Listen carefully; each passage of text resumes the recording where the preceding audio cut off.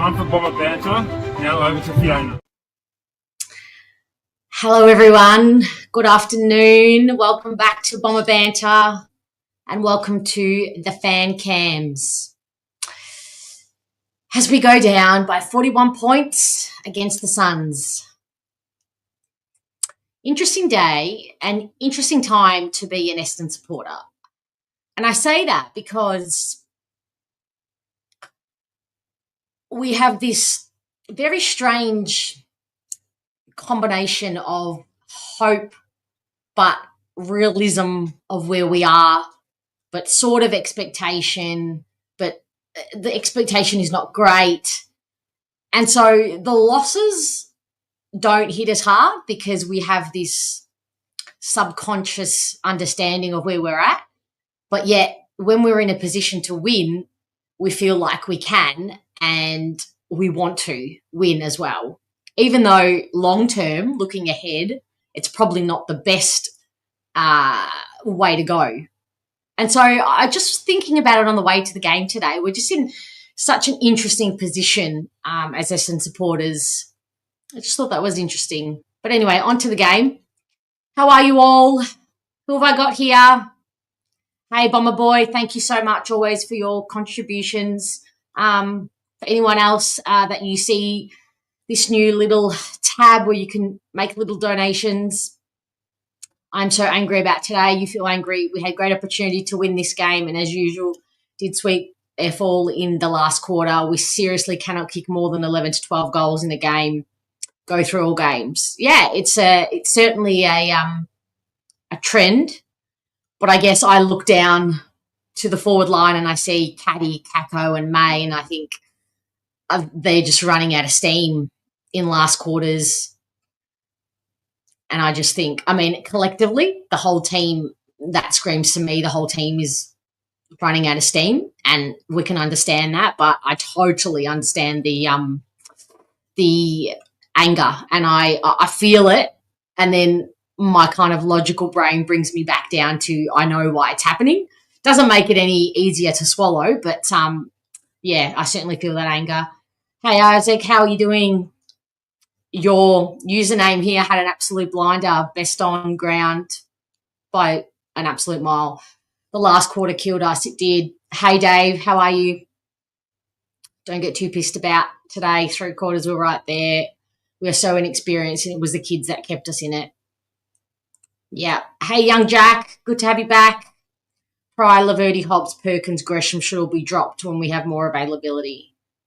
Yeah, I agree. I think probably out of that lot, Pryor seems to be the one who keeps, will probably hold his spot and keeps getting a spot. Oh, Joe. Does anybody have any more insight or is there any updated news? Can somebody keep an eye out on this for me and keep me updated whilst I'm here on the fan cams with you guys? I'm going to pop the link in the chat. You know what to do. If you don't, if you'd like to jump on here and have a bit of a chat with me, get it all off your chest, get the anger off, please jump on. You are all welcome. Would love to have a chat with any of you.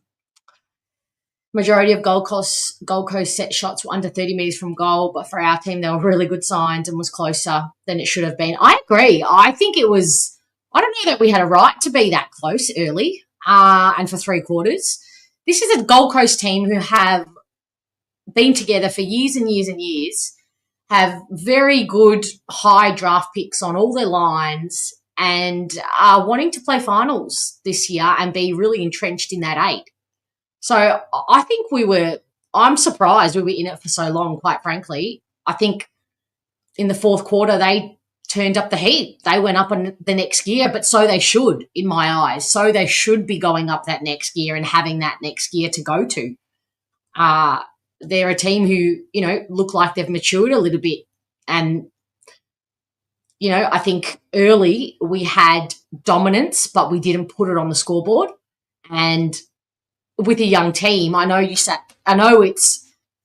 like to say that we shouldn't need scoreboard dominance. We should be in it for 4 quarters no matter what. But for a young team, that scoreboard dominance can just add an extra bit of energy to the legs.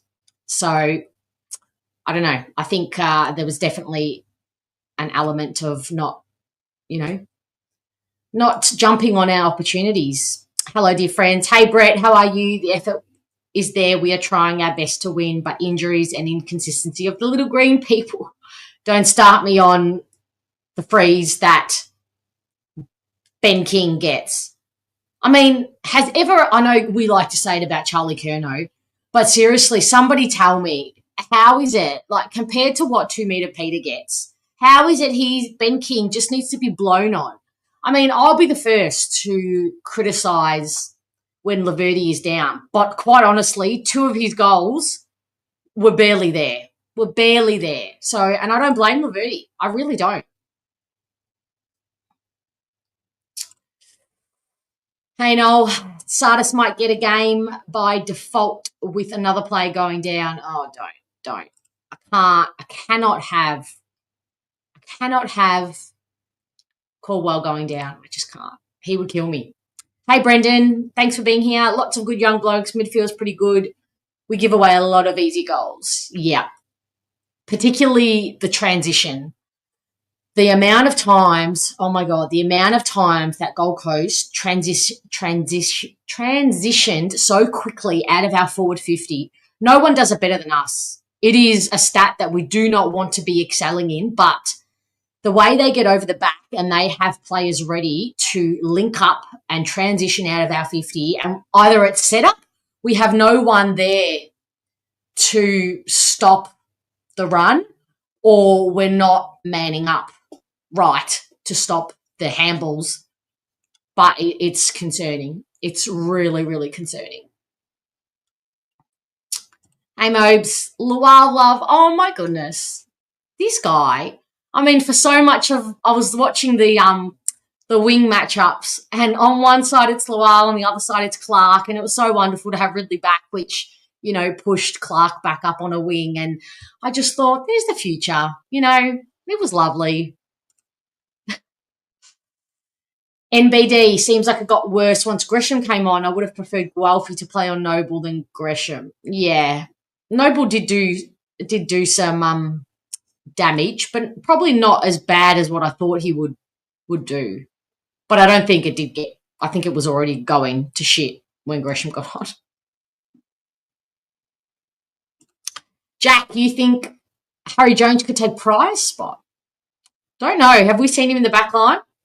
The poor guy, I mean, at this point, you're looking at our forward line and you're seeing Archie May and you're thinking, yeah, there's no way Harry Jones is getting a game ahead of this Archie May. But poor Harry has been competing for a spot in the forward line. We push him on the wing to get him in the team, trying to teach him that weak position. It would be a big ask to teach him about a defensive role as well, but I guess you never know. Hey, Jeremy, how are you? There's some severe sooking going on when we still have so many injuries. Gold Coast were very lucky today. Yeah. Mark's telling you all, everybody, I'm not going to say another word until you all just hit that like button on the actual stream. Thank you, Mark, for keeping me accountable. I'm not very good at this. Yes, I saw that too, Brett. Keep me posted, people. Yeah, he really doesn't. I mean, don't start me. It's because he doesn't make a fuss. I'm adamant it's because he doesn't make a fuss. Hey, Swanee, Gold Coast had a few freebies in front of goal too that were really soft, unfortunately. Yeah, the Ben King ones. I mean, I can't. It was just for once, it was good body positioning and good body work by Laverty on him, his first, Ben King's first goal. I can't have it. I'm sorry. I just can't have it. G-Pat, thank you for your $5. Appreciate it. Here's my $5 towards Perkins' plane ticket out of Melbourne. Ooh. I don't want to keep harping on him, but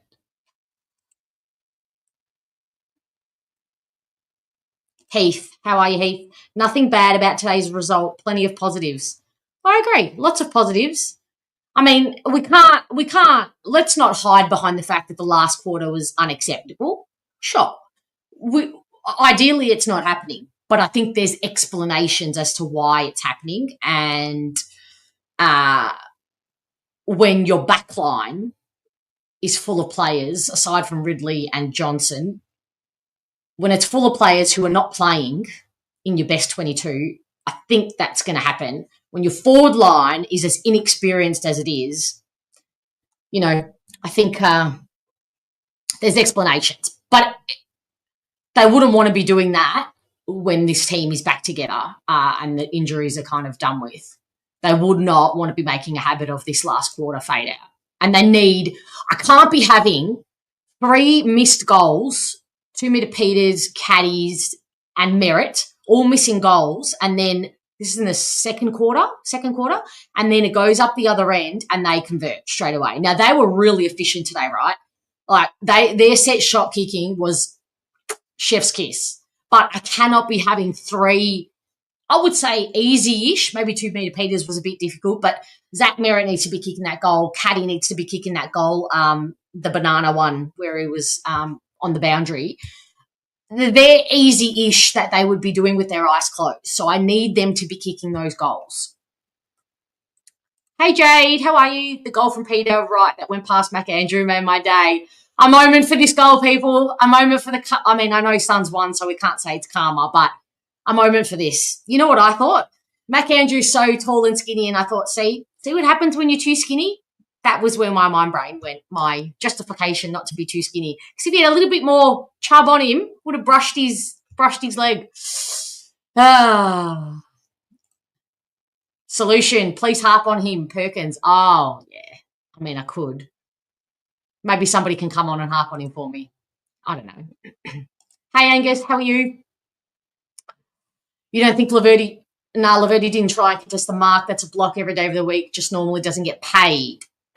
There's 2. There's one just before the quarter ended where I agree it was warranted. But the first one, I reckon it was just good body work. He was behind him and he was very close to him and it was just good. It was barely... Ben King, watching on the replay, Ben King's body didn't even move. So I don't know how the umpire called it a push out. But yes, you're right. They don't get paid and they happen 55 million times a game. Just look up the other end today and it was happening to 2 metre Peter all day. Honestly. Paul Laverty is only 1 centimetre taller than Nick Martin and he's playing as our tallest defender. Exactly. That says everything, doesn't it? Does that not just tell you everything you need to know? Thank you, Mick. Was it cold there today? What did you think of the 12:30 start time? Cold. I was comfortable, but I have 63 layers on and then a jacket, and so I was okay. Again, I don't mind this start time. I know it's difficult for families with kids at sport, but I don't mind it because it means I can get on the fan cams and not have to go to bed at 2 a.m. in the morning. But I do understand it's a tricky one. But thank you for your contribution. Moby, Gold Coast weren't lucky. They replied immediately every time we goaled. They walked the ball through the guts. They smashed us in the midfield. They have far more experience and skill. Do I even need to be here? You just summed it up, Moby. That is perfectly, yeah. And I would say capitalised on their dominance. I would just add to that, really. But they weren't lucky. They were challenged and they want to be a good side and they want to be winning finals, and then they took it up a gear and bullied us in the last quarter.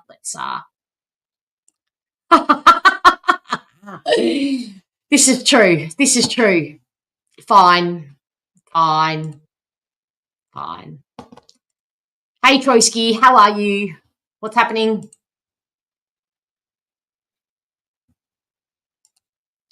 Hey, I've barely watched any footy this week. Been too upset. Oh, I'm so sorry. Very sad. I don't do soccer or whatever, football for people, traditionalists.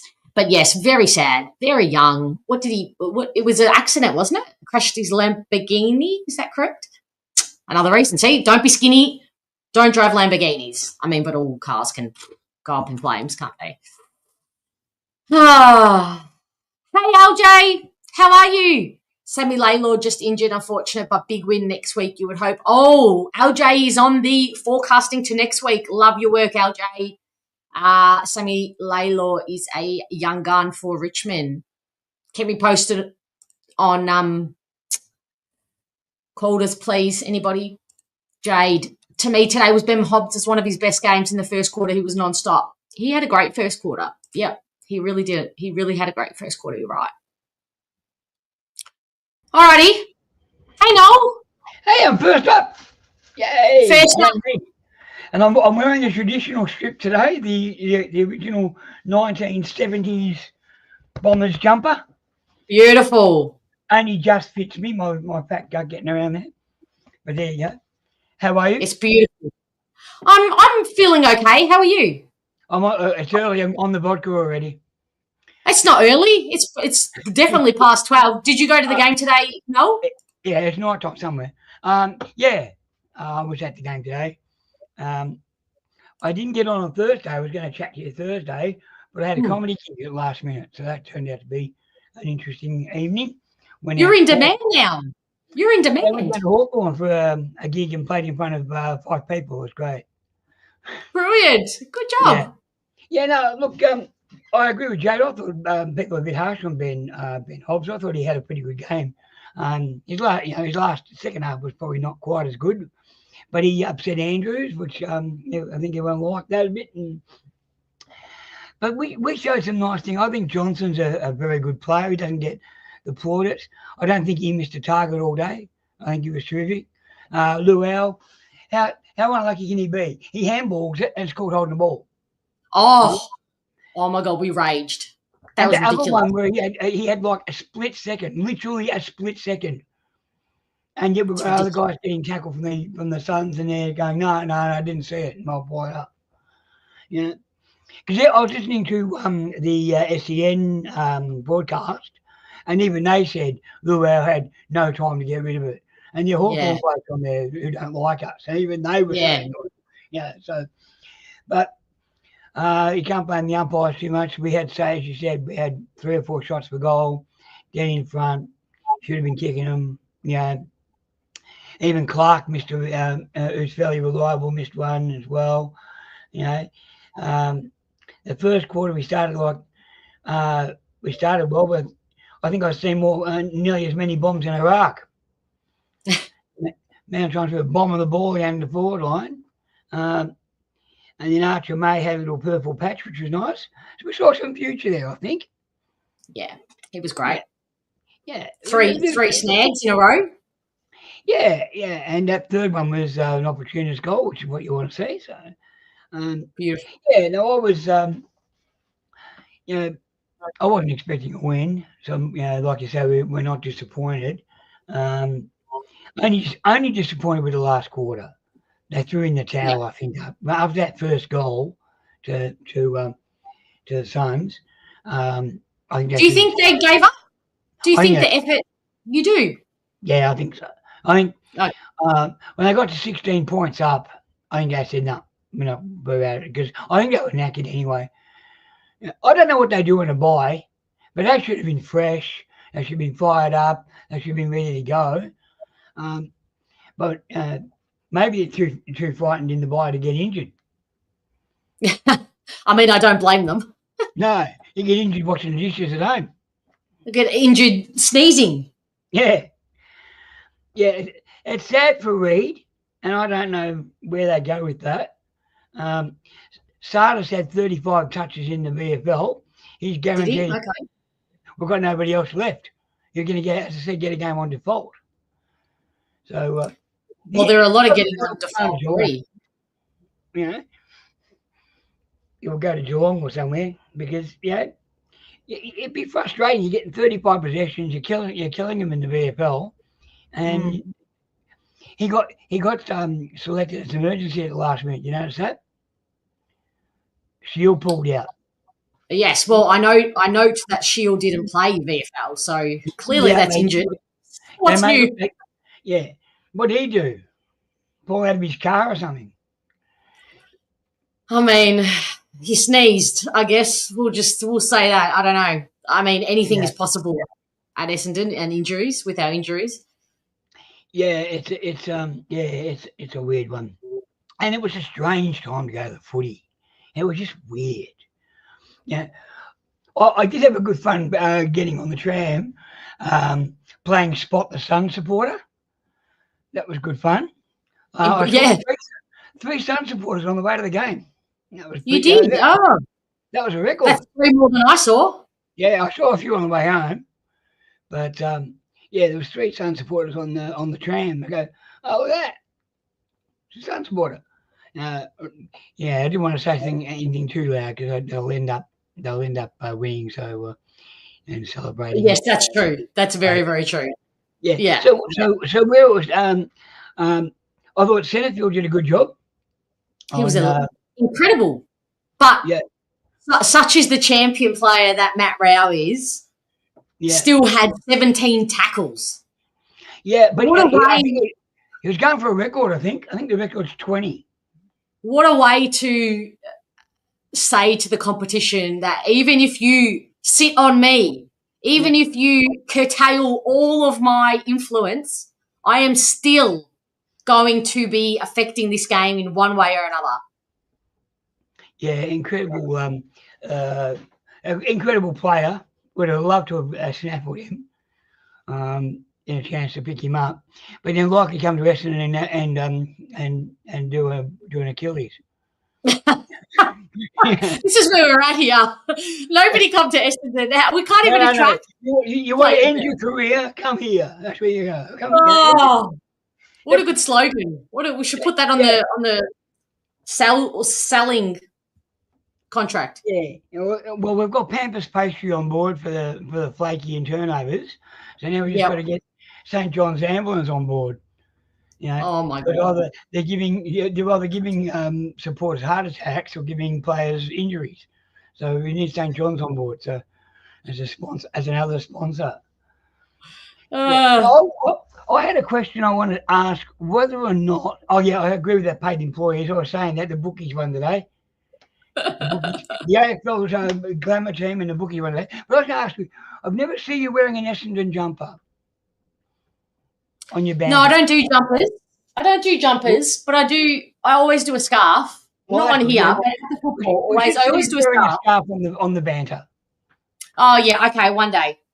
Yeah. I don't want to overheat. I've got the heater pumping. But I will. You want me to leave this on today? All right, I'll leave this on today. There we go. Maybe put a scarf on when we win 3 in a row. Yeah, maybe after maybe after we win, I'll wear a scarf, all right? I'll wear a scarf. 3 in a row? Yeah. 3 in a row? I don't think we're going to win one more, let alone 3 in a row. No, what do you say? So we've got no chance of seeing you in a scarf then? No, I'll win. I'll if we win our next win, I'll wear the scarf on the fan cams. But you got to keep me accountable, all right? Oh, of course. All right, sounds good, Noel. I'm right on that. Yeah. So all right, Noel. When's the next comedy gig? They're spasmodically random, so maybe coming up in a week or two. All right. All right. Well, let us know, okay?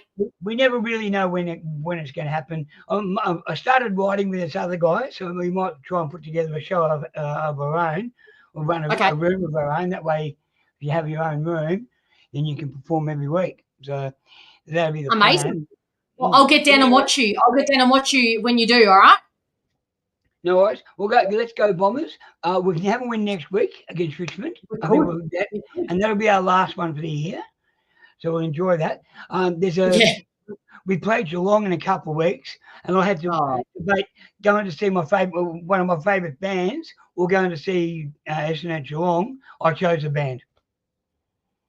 So you make good decisions, Noel. You make very good decisions. Spend $70 at a rock concert, then go and watch us get beaten by 70 points in Geelong. I really hope we don't win that game because that would be upsetting. But no, good decision from you. Thanks, Noel. Legend as always. Take it easy. Go Bombers. Bye. Hey Jamie, TBC. Everyone's keeping an eye on for me. For an update on Caldwell, he did limp off in the last. I believe there were people speculating, but I'm not going to even try and ask what it was. Joe, Kako is non-stop. He continues to worry the opposition. He'll only get better with time. Yeah, absolutely. He was incredible today. Let me give you. This is one of his best games for us. And finally, he gets some recognition, which is fantastic. 1 goal, 10 contested possessions, 7 goal involvements, 15 pressure acts, 5 tackles, 3 of them inside 50 and 3 inside 50s. So that's a really solid game from a small forward who are not known for their possessions or numbers. I thought it was fantastic. Hey, Joe. G'day, Fiona. How are we doing? I'm not too bad. How are you? That's good. Yeah, not too bad. Look, the initial pang of annoyance from that last quarter has subsided. I'll just say that. That last quarter was infuriating to watch a little bit because they were not 40 points better than we were today. I'm sorry. That was not a fair representation of just how well the players fought out the first 3 quarters, how close it was, the contest. And to be honest, I thought the players deserved a bit more of a closer sort of result at the end there. But to their credit, they put the foot down and torched us a little bit there. So, yeah, that's sort of what I was annoyed about the margin being what it was. But, I mean, so many positives to take out of today. You can't deny that. All right, well, there's a question here, Joe, that I reckon you and I are perfectly I reckon you could help me answer. There's a question from Michael. Hey, Michael. I wasn't at the game today, but how did our coach go in the box against Hardwick? Honest question, how do we rate his match day coaching from the box? I reckon you'll answer this one really well, Joe. Go for it. Well, to be honest, it's hard to... I mean, how many levers does one have when so many of your important players are out of the side in terms of, you know, the key matchups that you can have in the back line? But everywhere else, I thought Brad did a really good job playing the players to their strengths, playing, you know, someone like young Angus Clark on the wing where he deserves to play, where he should play, where his best role is. No doubt about it. We saw a stark difference in the way that he played in the output this week. Could have had a couple of goals, extra goals to go with his name, and I thought he just looked so much more comfortable there. I loved having Kako up the ground a lot more as opposed to staying as a stay-at-home small forward, him pushing up. He lowered the eyes. He presented really well. You know, there was times we were playing Martin on the ball. I loved seeing Martin play around the ball as well. Merritt playing around the ball a lot more. I just felt like today the players were played in their position more than we've seen in previous weeks. And it's amazing what happens when you've got someone like Jordan Ridley back in the side. Thank God for him. Honestly, we've missed Jordan Ridley so much. And it was great to see him in the back line, taking those intercept marks where required, a sight for sore eyes. So personally, I don't think Brad was out-coached at all. It just was a difference in experience. You know, they tagged the right player. Normally it's Raul who's absolutely dominating us, clearances, bouncing off all of our players, trying to tackle him. Setters came in, had a job to do. And really, he did nullify as much as he could his influence on the game. So personally, I thought Brad had a very good day on the coach's box. Personally,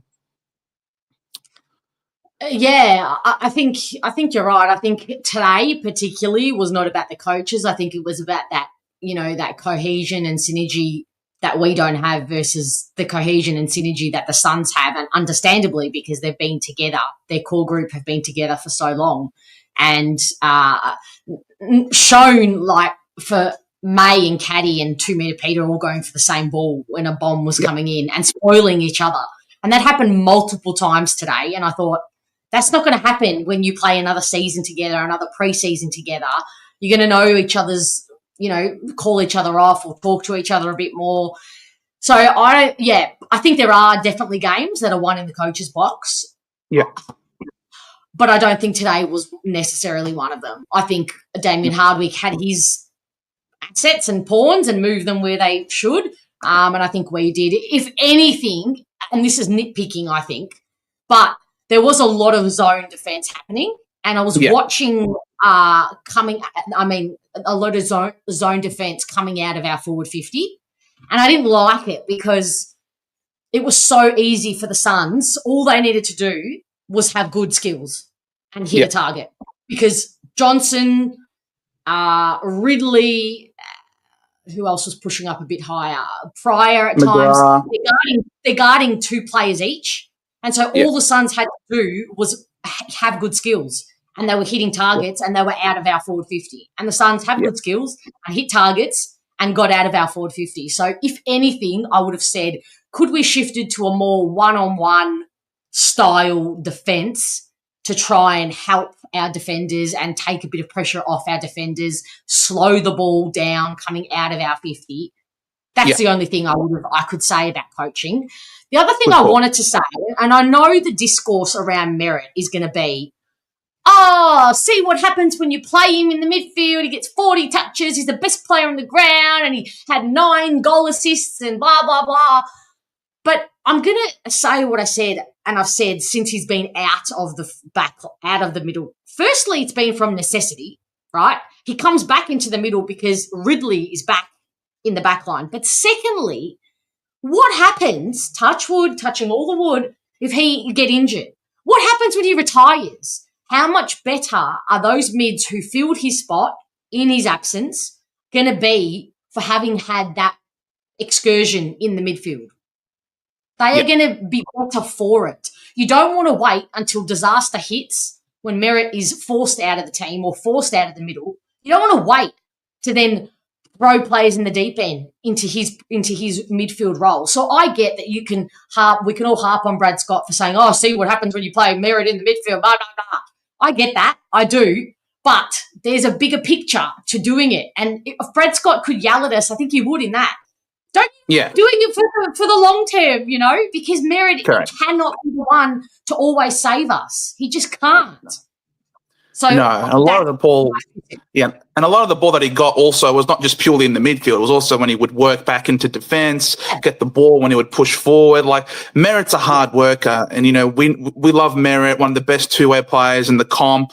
He's a gun, but we also can't forget that he was sort of also supported by Durham back in that midfield. Man, this guy, he's just that spark in that midfield. He is that see ball, get ball type of player that also helps to feed it out to Merritt. Merritt wasn't the one that was necessarily the first hands on the ball, and that's not what we really want from him. We don't want him to be first one on the ball. We want him to be the second layer where he receives the ball running by so that he can get that kick inside forward 50, because he's a much better kick than Caldwell. He's a much better kick than Setters. They're there to play a role, protect for him, block for him, let him have an open path to run past. And when he can do that, well, it's a great complement in that midfield mix. So, it's not just Merritt himself going around accruing 40 touches. He also took a kick in that I can recall. He's getting his disposals literally all over the ground, but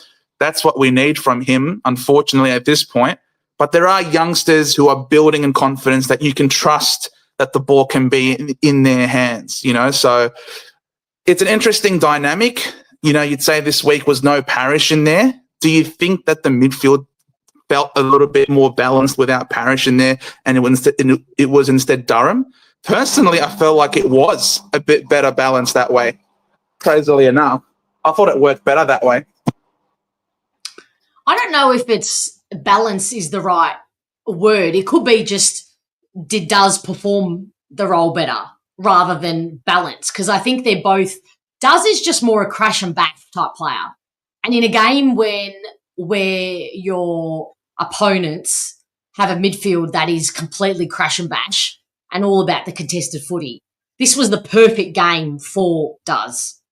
But it's also an asset of Parrish's, to get in and under and be at the bottom of the pack. So I just think we notice Does more because he's a bit more kamikaze in his movement, and he is he's literally throwing his body as the bowling ball into the pins. Like he's using his body to defend at times, and he's not worried about his own head and his own shoulders and getting hurt. So I think we just noticed Does a bit more. I think he has more of an outside game. He has more of an outside game as well. He's not just purely in and under, and then you don't really get too much from him on the outside. And that's what I'm saying. Like, we already have, if we're playing Setters, who doesn't have much of an outside game himself, he's there in and under, sort of defensive mid specialist. You'd say Colders is also really good as a clean one-take type of player in and under. but it just feels like we're missing that inside-outside type mid. And if we're playing Parrish in there, who's also a purely inside midfielder, it feels like we are too inside heavy. And then it reminds me a little bit of Carlton's midfield, which struggles to spread. And I think having Duz in there as that inside-outside type mid complements the midfield really well. But I don't think Duz is an exceptional outside player. I don't think his ball use is like I think we need elite ball users like Martin and Merritt as our outside mids. I don't think, like personally, I think Durham is not good enough to be that outside player at the moment in terms of his disposal. It's okay, don't get me wrong. It's probably better than Parrish's, I'll give you that. But personally, I don't think it's as good as what it needs to be for us to go to that next level in terms of an outside player. I think his assets in terms of what he gives us inside is probably ahead of Parrish right now. So I do agree with you there, but I don't know that he's a great outside user. I think that's where we need to draft and trade and look for in terms of elite ball users, consistent elite ball users. The thing with him is that he carries the ball and runs with it as well. So he's someone that you do have to put effort into. He's not someone that you can just let him run, because he can also push forward and hit the scoreboard. So, yes, I get it that his disposal might not be the super highest, but he fits in perfectly at the Bombers, doesn't he, in that respect? So many of our important players just could not hit targets. Even Martin in that last quarter, wide open handball to Hobbs, fires it over his head. No pressure. It goes the other way. No pressure. No pressure. That was the nail. That was the momentum changer for me. I reckon we were right in and up until then. Yeah, exactly. So the youngsters, thankfully, we know that with Rosa, he's drafting all these players who can kick, who can run, who can dispose of it. We all know what the Dodoro special was, and we saw it clear as day today. We wanted to go fast. We wanted to rise up to the challenge, but we kept shooting ourselves in the foot because we couldn't handball next to each other. We wanted to go fast. We wanted to attack the forward 50, but we couldn't because a handball over there was behind the person who then fumbled, who then dropped it. They swoop on it. Bang, bang, bang, bang, bang. They were super sharp with their handballs and they got it forward. So I think all in all, that was the biggest difference between our two sides. And I don't think it was the kids. I thought the kids were all wonderful. I thought Lual was great. I thought Kako was great. You know, May, Caddy even had wonderful kicks inside forward 50 as well. Roberts, future captain. Johnson didn't miss a target all day. All of these kids, great disposal, great connection. It was the senior side. It was the senior leaders, unfortunately, who let us down today. Yeah. In there, the disposal. Effort was good. But yeah, disposal. Yeah. I think you nailed it, Joe. Well, thank you for coming on and contributing. We love what you have to say. What's on for the rest of the night? Chilling? Yeah, chilling. Family stuff. Forgetting about this game. And just going to enjoy the rest of my coffee here. So, calm the dogs. Hopefully we have a good win next week. Sounds good. See you next week. See you, Joe. Bye. Bye. Alrighty. MBD, their forward line is packed full of weapons. Once they got it down there, it looked pretty easy for them and they hardly missed a goal all day. Yeah, far out. They must practice goal kicking a lot. It was impressive, their set shot kicking. Impressive. Yeah, Richard, how are you? It's really noticeable that we don't spread when you watch our Gold Coast team today in the flesh. That just goes whoosh, literally, and always has that next link-up handball player there waiting and ready. That has a lot to do with synergy and knowing that your mate's going to be there to receive and how hard. It's also got to do skill. I mean, so much, right? So much. Chris, yes, our forwards lack separation badly today. Yeah. And I noticed it was always, not always, that's harsh, but May was in a lot of the congested, was in the space a lot. And that is totally understandable.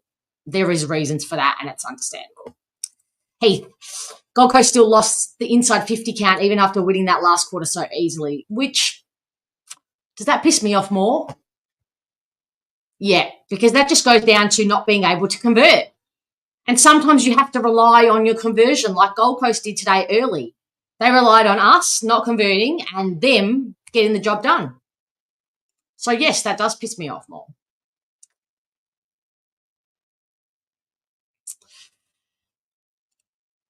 Hey, Pom Pom, how are you? Are you okay?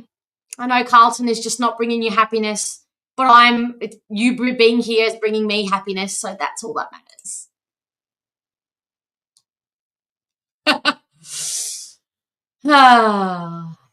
Yes, I know. We're like dry toast, no spread. Yeah, we are. But the thing is, dry toast, has a purpose. Makes you feel better when you're feeling sick. Us not spreading has only negative reactions. Oh, see, Pommy's the king of metaphors and similes. So if you're getting the approval from Pommy solution, then, man, you've made it. You have absolutely made it. Guys, I'm putting the link in the chat.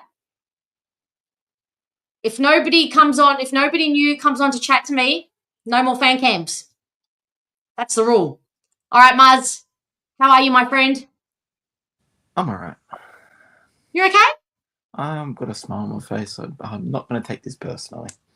You know what? I've given my heart to this football club, and it's been either the first quarter or the last quarter they let me down, and today was the last. Yeah, first quarter was all right. Yeah, we've improved on our first quarter, and that's great. I saw effort, I saw intent. I'm like, okay, we may lose this. I know we're going to lose this. I know this, but effort and intent is all I want to see. 3 quarters, I saw that. First 3 quarters, I saw that. After that, I don't know who Gold Coast was versing, and looked like no one at all. I don't think we. How many disposals do we have in the last quarter? 3? I don't think we touched the ball. Yeah, that's so true. They really look like they were playing against video game characters or something. I don't know. I know Pommy's watching this, but Pommy, it looked like Carlton last night. Oh no, we looked like Pommy. Carlton last night. Sorry, we couldn't get our hands on the ball. I'm so sorry, Pommy, but we look like Carlton. And it was horrible. Pommy, I know how you feel now, mate. I'm deeply sorry. Because let's be honest. The Pies are laughing, aren't they? Aren't they, Pom and Muzz? They're just laughing at us. They're going to get their 17th bloody cup, and they're just going to absolutely troll us forevermore, and it's painful. And to be quite honest, Carlton and Essendon need to do better. That we are not even pushing them in any kind of dimension. Not even close to challenging them. It's depressing, isn't it? We're not even good enough to tie their own shoelaces at this rate. Yeah, we can't tie their shoelaces. You're right. We're not. I guess this club through and through, but God, yeah. Rosa comes in, and we've seen some good signs of what he's picked up along this group. I mean, May's been good, Blackston's been good, Caco's been amazing. He was amazing today, probably his best game for the club. Caddy was good today too. I mean, yeah, but our seniors though just let us down, and we can't be relying on merit. Joe said it really well. I'd like to see one game Brad Scott pulls Merritt out the side completely and goes, Merritt, you have the week off, do what you want. It may be next week against Richmond. Take Merritt out the side completely. Show the boys what happens when Merritt's not in that side. I bet you will lose by Richmond by 100 points. That's what will happen. It's an interesting test. Take Merritt out the side completely. I want to see what happens. Yeah. Teams will go to school on us. This is why I said it's good. It's good. It's really good to the last few weeks to not have him in there. Yeah. And that's what I think needs to happen. We need to take Merritt out the side, say, have a couple of weeks off, have a week or two off, and let the boys figure out the hard way of what this team is when there's no Merritt. All right, Mars, let's look at some updates. Jade is coming at me beautifully, always has my back with the injuries. So let's have a look. Mars. Ready? Yep. Update with Jai Caldwell. Just watch Brad Scott's press conference. He rolled his ankle. They took him off to not risk him. All right, so that's his season done, I guess. That's how it works at Essendon. That's 2 years off. Yeah, exactly. Oh God, help me! Give me the strength. All right, we have an update with Xavier Dersma almost being laid out. He had some back spasms. Oh, okay, let's throw back spasms into the mix. We haven't one of those. Love this. And he was checked until the last minute, and they decided to play him, but he was given the all clear to play the whole game.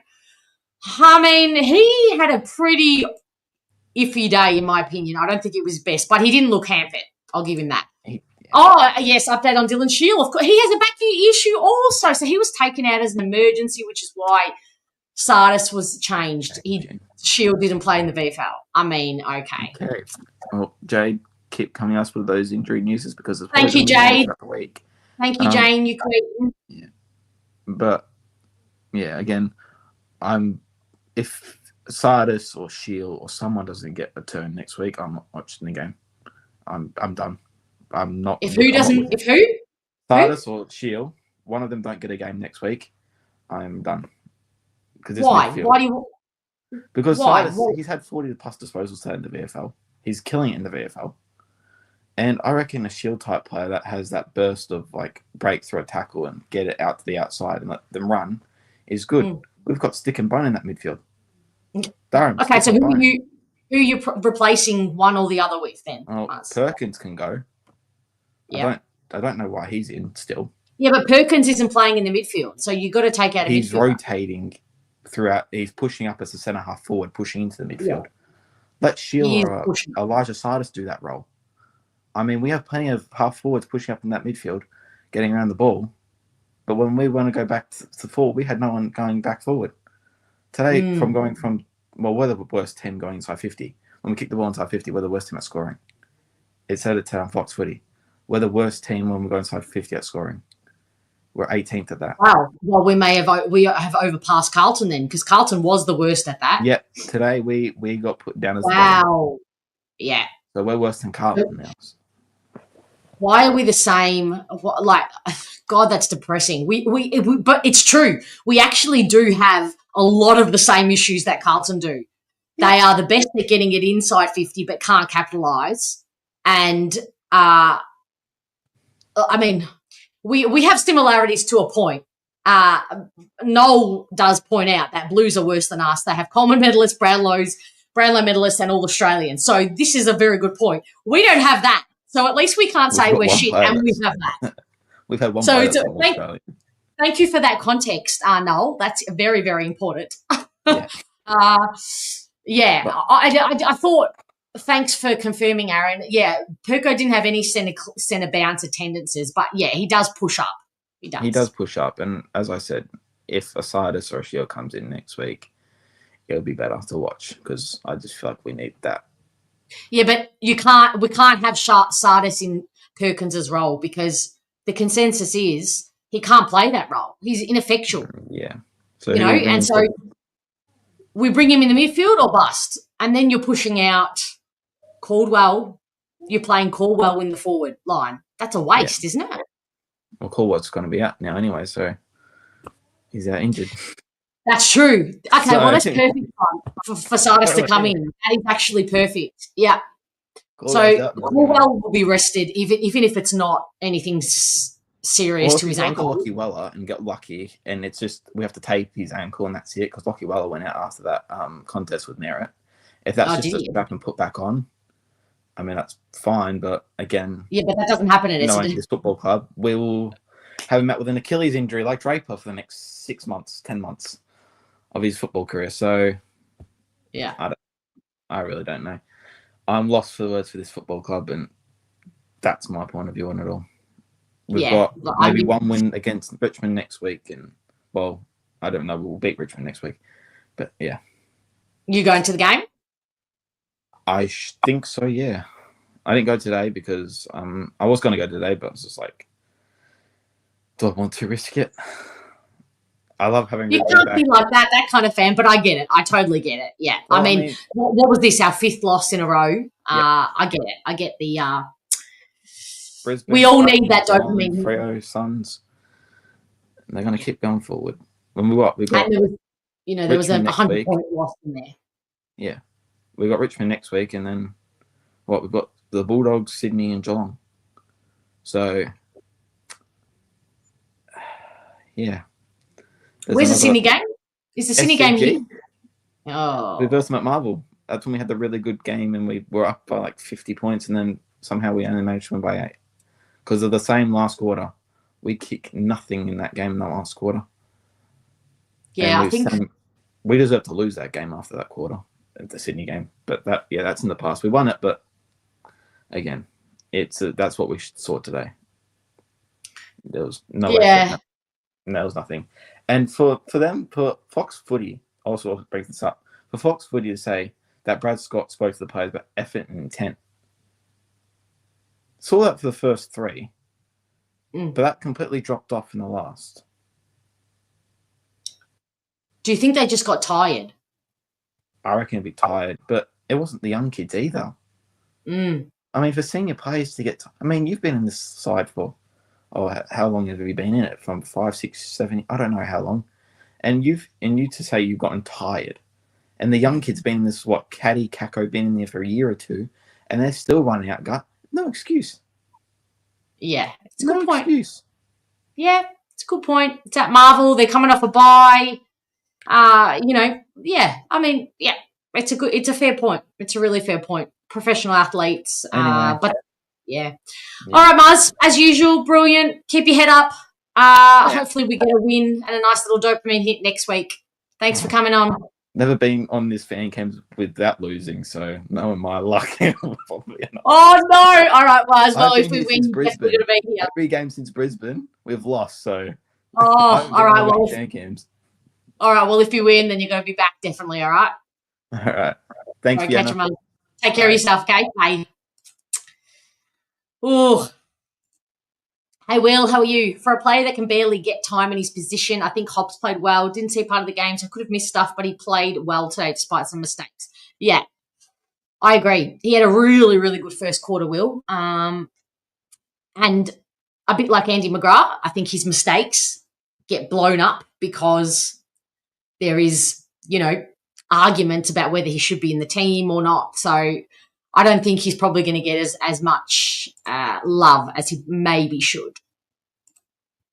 Hey, Bardsley, thank you for being here. The difference is we are rebuilding and they should be pushing for finals. Oh, in terms of Carlton. Amen. Absolutely. Absolutely. Facts. Facts. Was he really? Culders was running the boundary, though, after. Oh, okay. Well, that gives me a little bit more hope. Like a little bit more. Tiny. Yeah, Joe, exactly. Scans essentially mean season over to me. Yeah, or at least weeks, So we don't ever just do, rolled ankles. That's just not something that we do, unfortunately. I wish it was. I wish that was us. But no, it doesn't. We don't do that. Moby, we play. Oh, we do too. I forgot that. And that's on the Gold Coast. That might make a nice little holiday for someone. Go get some warmth. Hey, Dave. Hello. You woke me out of my slumber. I'm good, mate. I'm good. How are you? Yeah, I'm all right. What did you think of today's game? Oh, for 3 quarters, it was okay. I thought the kids kind of did really well. We just couldn't stop their structure and their setup for the whole game. You saw it, and when you watch the replay, you'll see the commentary about red time and those 3 goals that they kicked in each of the quarters at the end of the game, at the end of each quarter, and stuff. They were talking about that, and it was essentially the same play every time that Miller was getting the ball because he wasn't his opponent, whoever it was being drawn into the contest, and Miller was just staying back, and they were just going through him pretty much every time. So, and that last quarter, I just thought that they had I haven't heard Hardwick's press conference yet, but they just put their foot down. Really, they really did, and stuff. Oh yes, you are my. You're my press conference aficionado, what was said? I didn't. I couldn't, because if you're on StreamYard and I can't listen to the press conference and have you both talking in that, because you can't adjust the volume on StreamYard and that. So You're streaming on Kayo. yeah.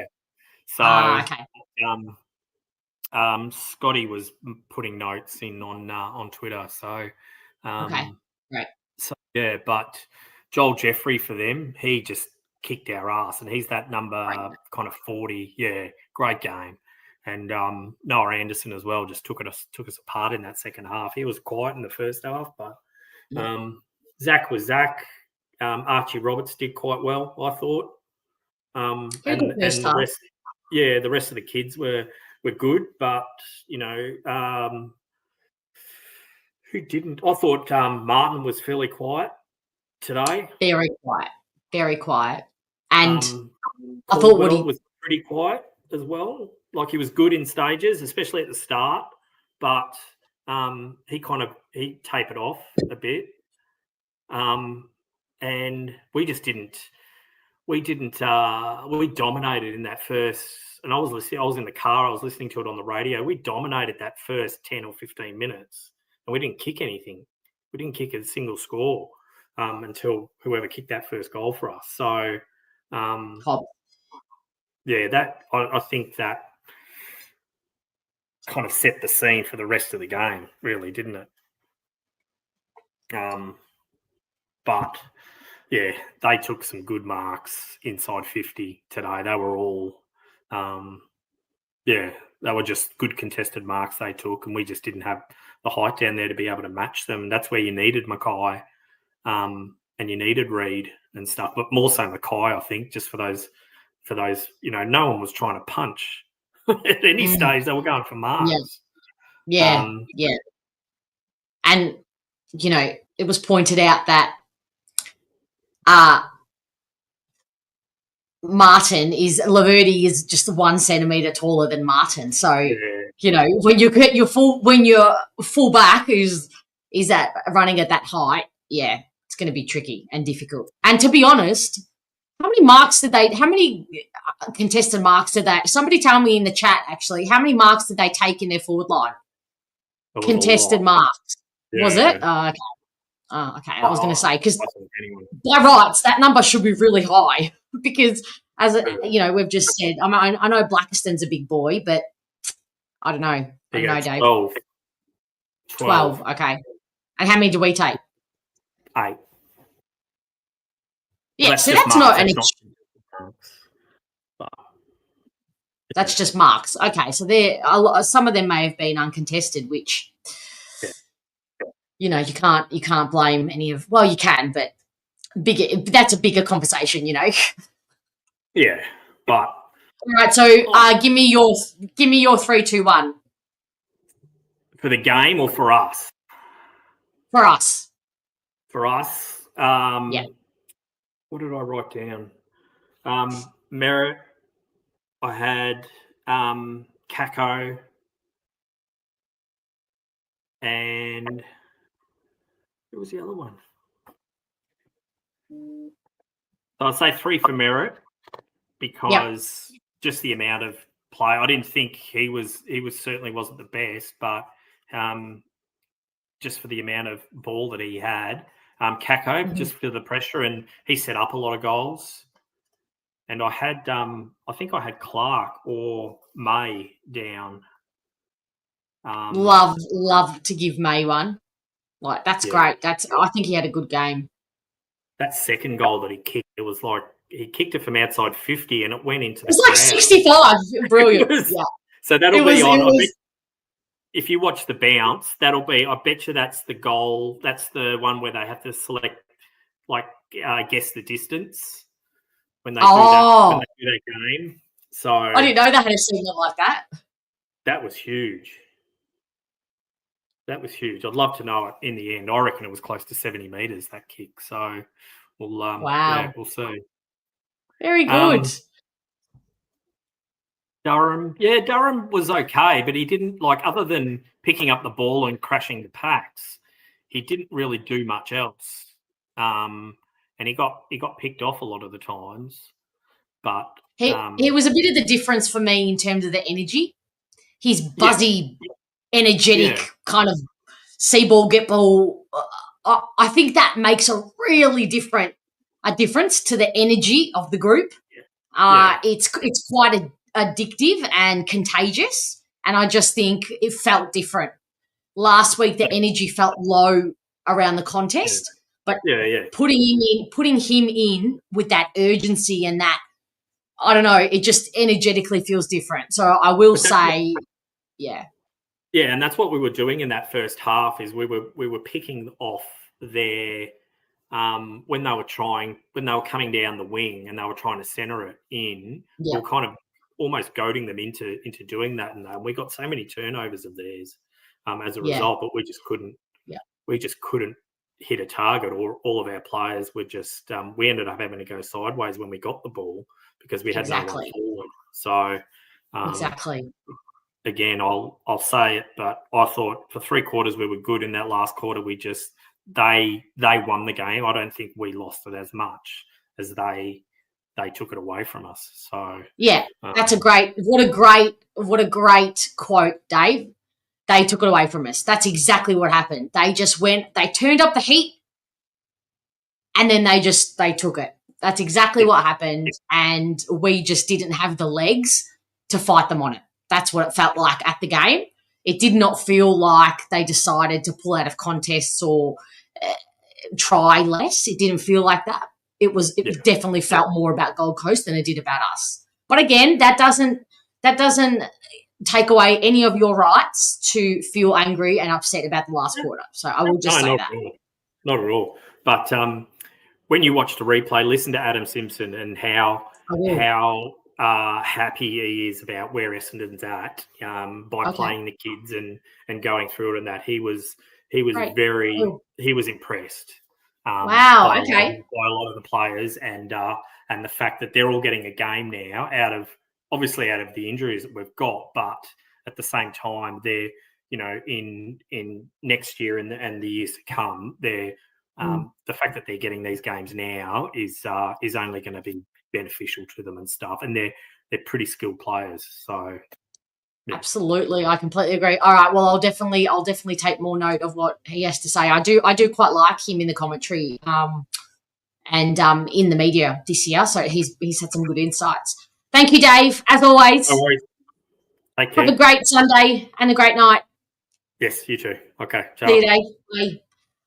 All right, Scott from the Lunchtime Catch-Up just coming in with some updates for me on the presser. All right. Brad Scott's most chippiest post-press conference at the club so far. It was nice to see him support Caddy strongly with umpire what happened with the umpire?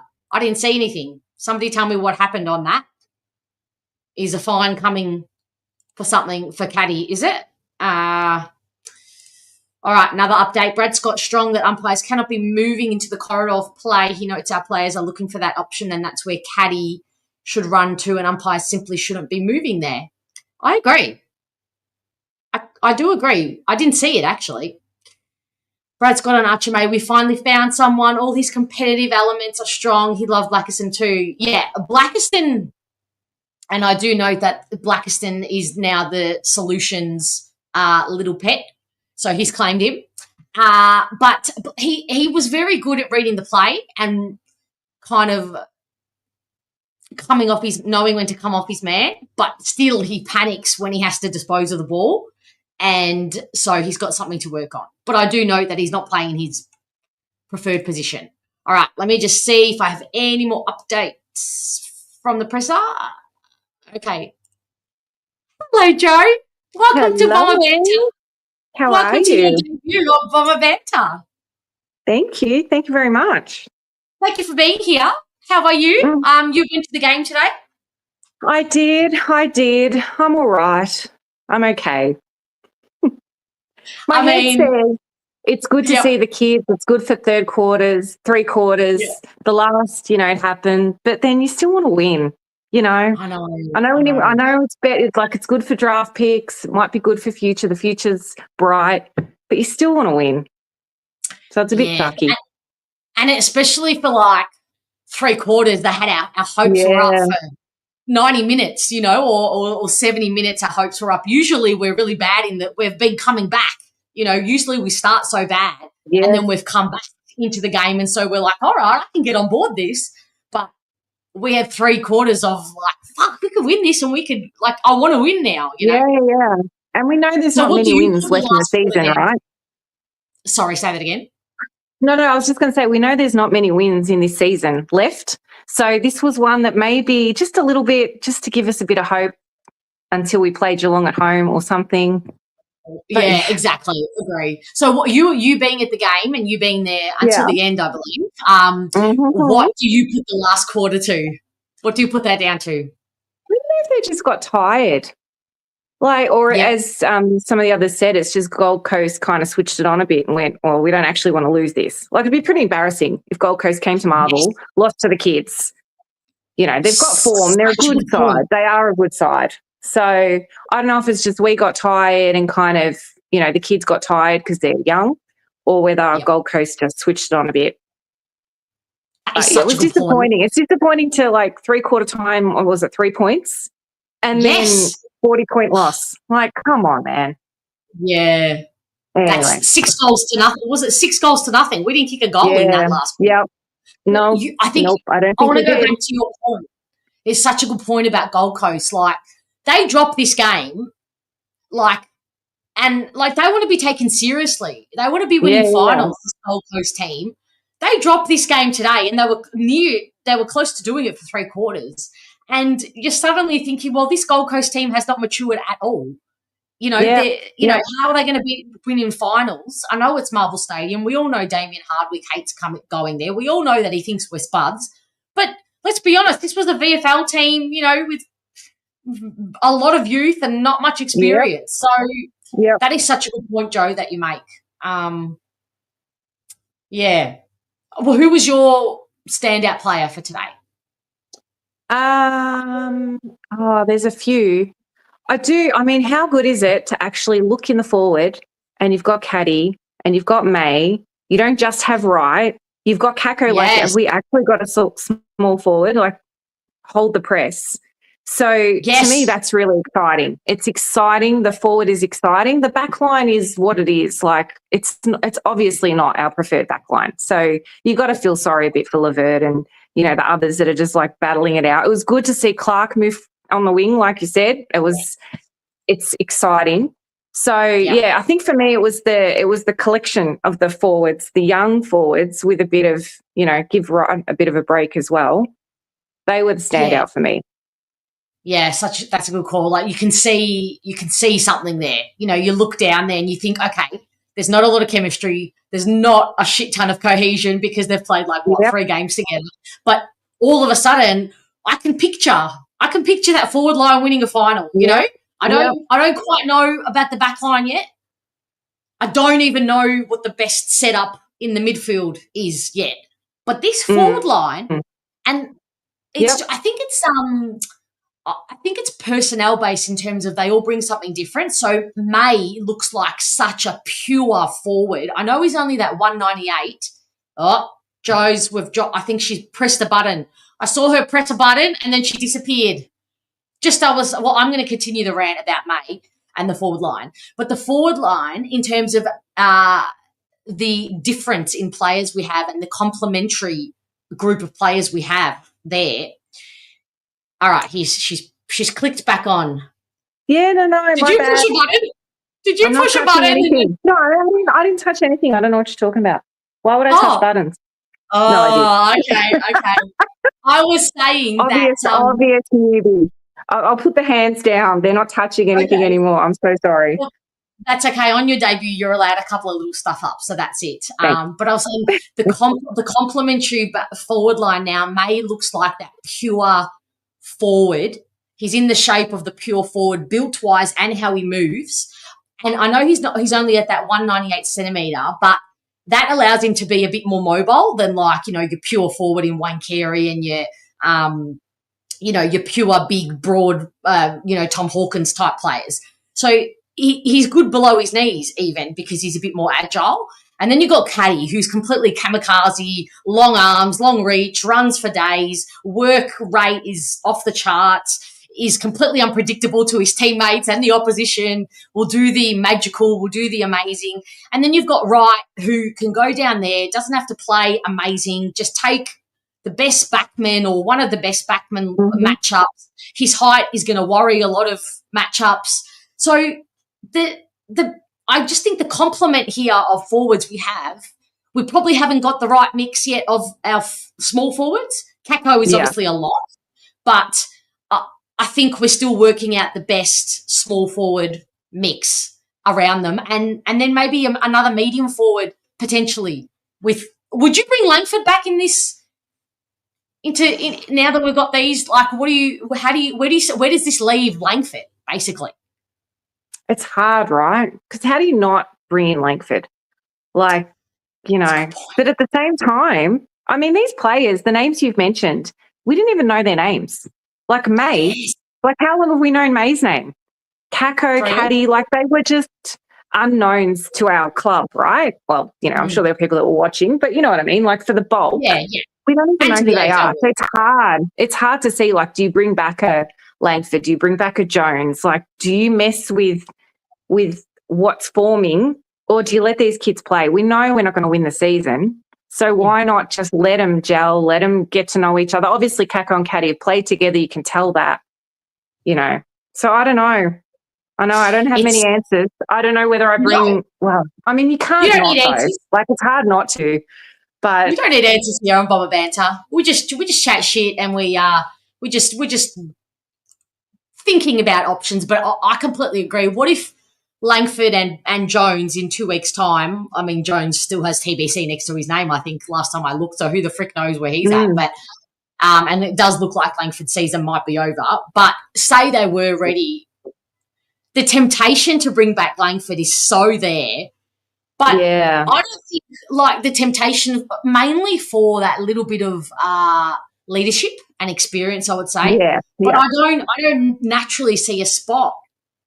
But if you were going on form alone and form this year, and you compare Langford to a Caddy, or even, and I know, I mean, it's ridiculous to put May in the conversation. He's literally I don't know, however many games with us. But do you risk it? Do you bring in a Langford and then hope that he's on and that he's okay and that he kind of find his way through? I don't know. Do they need leadership down there beyond Wright? That's a good point. Peter Wright's been brilliant in that leadership. And today you will notice, I don't know if somebody who was watching at home, did you see this? But in the first quarter, Durham had the ball. I think he got a free, and it was probably just beyond the 50 mark, maybe at 60, 70 metres. And Wright, and this was down my end at the time, so of course you know who I'm looking at when the ball is close to me. I was watching Wright, and he shook off his direct opponent. I believe it was McAndrew, because McAndrew was on him in the first quarter. And he shook off his opponent, who hadn't given him a metre of space, and made a beautiful lead. And Durham was just about, this was before Hobbs got the free kick to kick the first goal. And Durham was just about to bomb it, as per, into our forward 50, and then the whistle blew and Hobbs got the free kick, right? And then 2 metre Peter went to Duz and just called him up and said, lower the eyes. I was eyeballing you. Lower the eyes. If you had just lowered the eyes for a second, and he wasn't being demonstrative and abusive or anything, but he went over to exactly. And I thought, oh my God, I wish I had got it on video, or I'm sure the telecast didn't pick it up, but I thought, oh my God, you have blossomed in your leadership. You have come out of your shell in terms of your leadership. And I just am loving everything so far from him this season. I just love that. So you're right. Maybe we don't need leadership down there. Do you reckon it's just a bit of pressure off him? He's not the only tall forward. He's not the only one that they're bombing to. He doesn't have 2 or 3 players blocking him every time he goes anywhere near the ball. That's so true. Just give him that little bit of freedom to just breathe a bit. Probably, it's sometimes your head naturally drops when you've given no hope when there's 2 on you at all times and you have no reinforcement around you. Well, I mean, is that what we're seeing with Merritt? You know, like all the pressure, all the eyes are on you, the expectation that entire section of the ground, you have to be on, you always have to be on because the people around you aren't strong enough, the players around you aren't strong enough to support. That was right for ages. So true. In my eyes. Yeah. Nah, but I don't know, maybe you bring Langford back and you put him in the back. It's not a bad shout. Somebody at the start said, what if you just put Jones like kind of in the role that Blackiston's playing? Because as we all know, Blackiston is a ruckman. He's doing great. And somebody, sorry, I don't know who it was it Angus or somebody said in the chat earlier that Blackiston led our team for intercept marks, which good on him. That's brilliant. I thought, yeah, he read the ball really, really well. But in terms of, Langford, I think he why not try it maybe? I'm probably a bit more confident in him than Jones back there. But if he was to come back and if he was to be ready and we still didn't have our reinforcements in the back, so if obviously Reid is out, if Mackay can't get back, it's not a bad shout to put Langford back down there. If he's ready. I mean, we all think his season's over, but yeah. Especially with the unknown. I mean, but then we have Hayes coming back, so I don't know. But I think the forward line, I've enjoyed this forward line conversation because we're talking about that part of the ground that all they're lacking right now is probably another good small forward and synergy, chemistry. That's it. Yeah, 100%.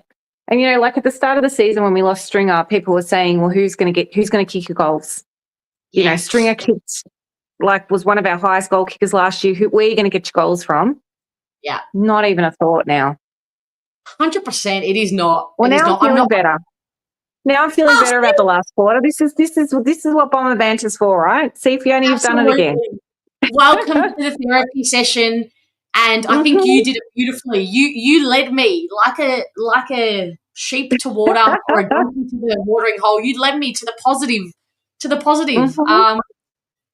Yes, there's work to do. Don't take this the wrong way. There is a lot of work to do. I'll be positive, and then 15 minutes from now I'll go, oh shit, we're bad. Yeah, you look at us that, you know, we're all taking holidays in September. Like, there are obviously we want to be winning, but I just think you would like genuinely, you would not want to make finals with this team. Like, no way. No. I mean, not that we will, but there's no way. You don't even want to be there. You want to be well out. Yeah. We need as the solution, as you would know, being a fan of With the Hill Windsock podcast, that the solution is harping on, draft pick, and I think I agree. We need another year. Right. I think we need another year where we get some just elite young talent and coupled together with our NGA boys. Again, the issue that we were saying about the forward line is about, the forward line in terms of small forward. Well, we've got the NGA boys who are both small forwards who could potentially fill that hole. So it's very exciting. What have you got on for the rest of the night, Joe? We watch some more footy or what's on? Feed the kids, I think. Yep. Are you cooking or is it required? Yeah. No, I'll cook. You're going to cook? Yeah, apparently if you have kids, you got to feed them and you got to water them, and it's a whole thing. Like you can't just leave them on their own. Damn. What are you cooking? Pasta. Okay. That sounds good. I've got a 15 and 12-year-old boy, both boys. You can't go wrong with pasta. You just can't. Always. Feed them carbs, they're happy.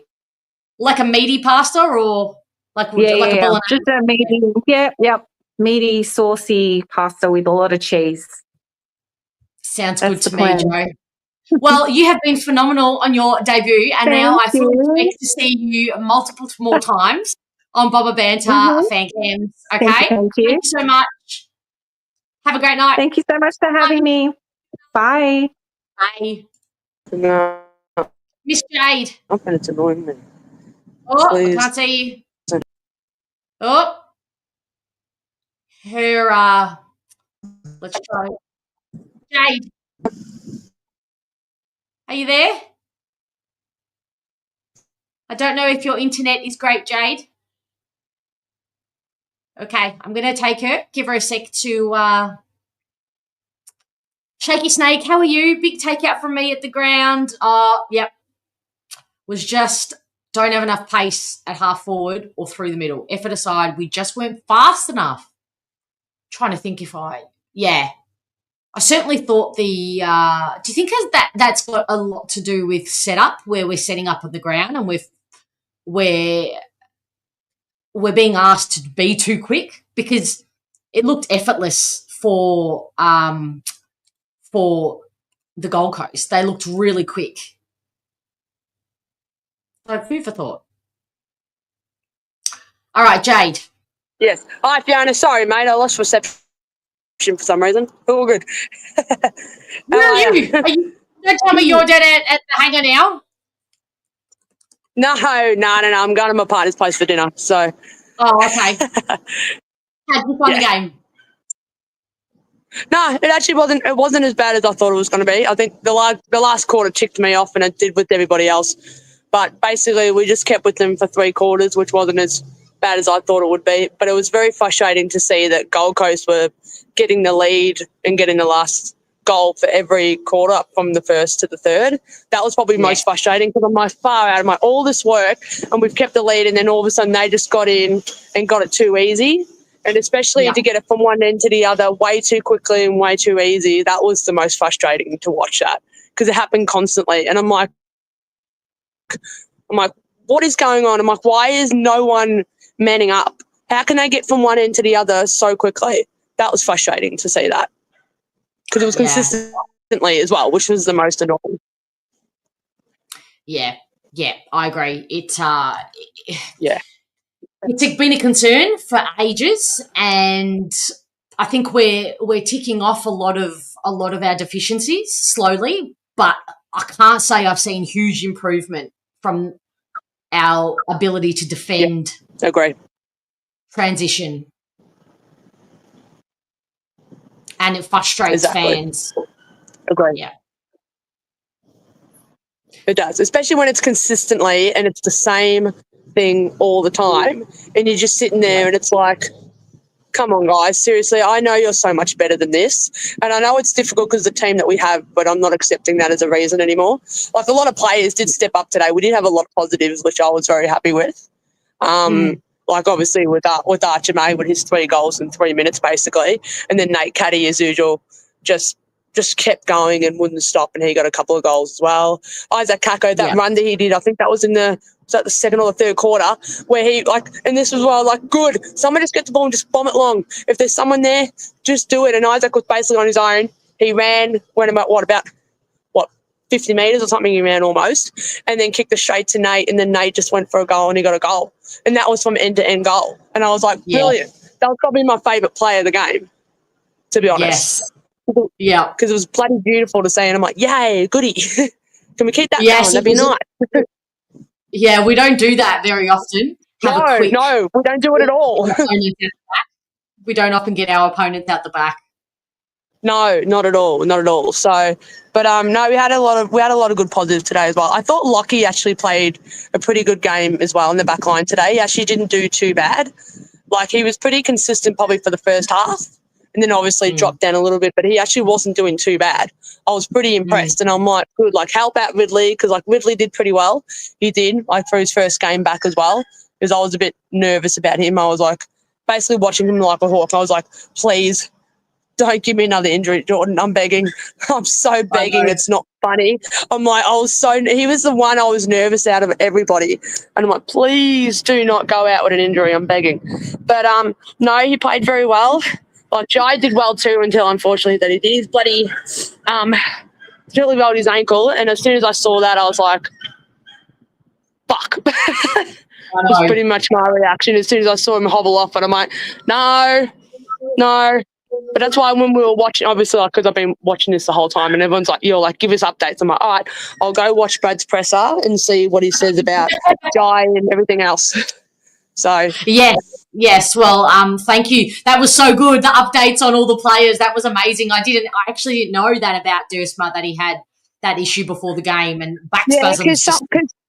Zach, because sorry, Fiona, to cut you off. Someone was spreading a rumour before the game, and they were like, "Oh, Dersma might not be playing," and I'm like, "What are you talking about?" I'm like, "He's right in front of me, and he's warming up."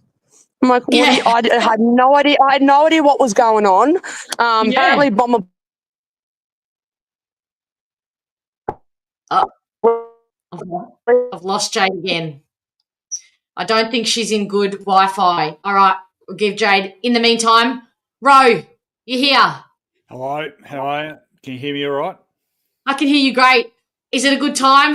Is it the halftime? I know you're watching. It's half time of an absolute spanking down at Geelong. So, if anyone cares, Cats are already 10 goals up at half time. So, are we seeing is this a crystal ball to what is in our future down there? Oh, geez, I wish.